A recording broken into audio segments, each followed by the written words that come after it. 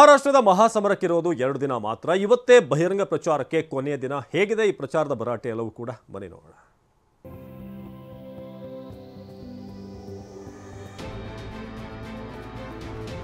ಕಾಲು ಕೆದರಿ ನಿಂತಿದೆ ಟಗರು. ಮಹಾರಾಷ್ಟ್ರ ಸರ್ಕಾರದ ವಿರುದ್ಧ ಸಿಎಂ ಸಿದ್ದರಾಮಯ್ಯ ತಿರುಗಿ ಬಿದ್ದಿದ್ದಾರೆ.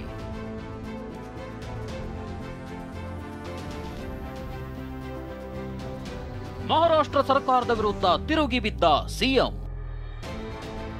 ಬಿಜೆಪಿ ವಿರುದ್ಧ ಮಾನನಷ್ಟ ಮೊಕದ್ದಮೆಗೆ ಸಿಎಂ ಚಿಂತನೆ.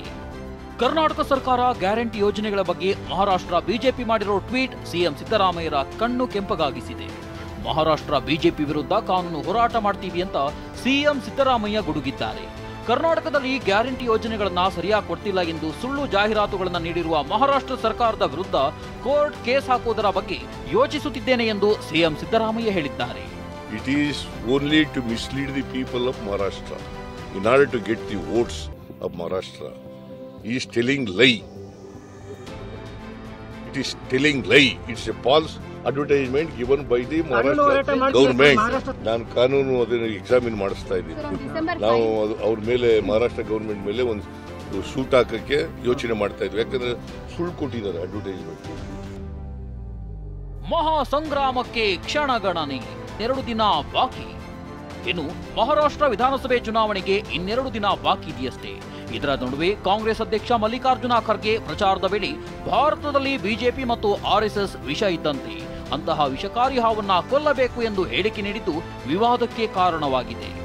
अगर कोई चीज इस देश में पॉलिटिकली है तो बीजेपी और आरएसएस, ये तो जहर के जैसा है. जहर मालूम है ना आपको? ये जहर सांप अगर एक बार काटा तो खत्म आदमी, जहरीला सांप. तो इसलिए ये जहरीले सांप को आप मार देना चाहिए. ऐसे लोगों को दूर रखना चाहिए. ಇವತ್ತೇ ಮಹಾರಾಷ್ಟ್ರ ಚುನಾವಣೆಯ ಬಹಿರಂಗ ಪ್ರಚಾರಕ್ಕಿರೋ ಕೊನೆಯ ದಿನ. ಚುನಾವಣೆ ಗೆಲ್ಲೋಕೆ ಆಯಾ ಪಕ್ಷದ ಮುಖಂಡರ ಸರ್ಕಸ್ ಜೋರಾಗಿದೆ.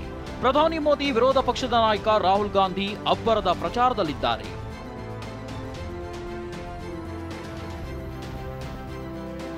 Bureau report, ಟಿವಿ9.